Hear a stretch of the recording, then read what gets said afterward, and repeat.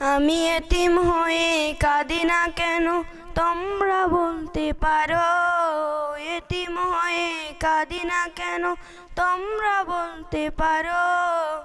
এতিম ছিলেন আমার নবী, এতিম আমিও।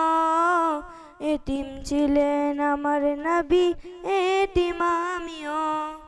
নেই বাবা মা আমার, নেই যে বাড়ি ঘর। নেই বাবা মা আমার, নেই যে বাড়ি ঘর। আমার মতো কপাল পড়া নেই তো ভাবি আর।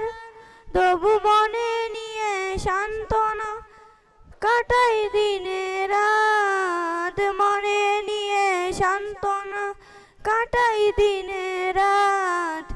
এতিম ছিলেন আমার নবী হযরত মুহাম্মদ।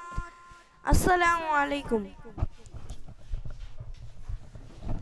আলহামদুলিল্লাহ, অনেক সুন্দর হয়েছে। আসলে আমাদের শেষ নবী সবার প্রিয় নবী।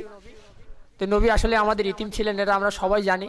তো তারপরেও মুমিনের দিল থেকে এই কথাটা বারবার প্রকাশ হচ্ছে যে আমাদের নবী ইতিম ছিলেন, আমরাও ইতিম, এতে আমাদের কোনো কষ্ট নাই। আলহামদুলিল্লাহ, সামনে আরো সুন্দরভাবে গজল পরিবেশন করার জন্য আল্লাহ পাক তৌফিক দান করুক।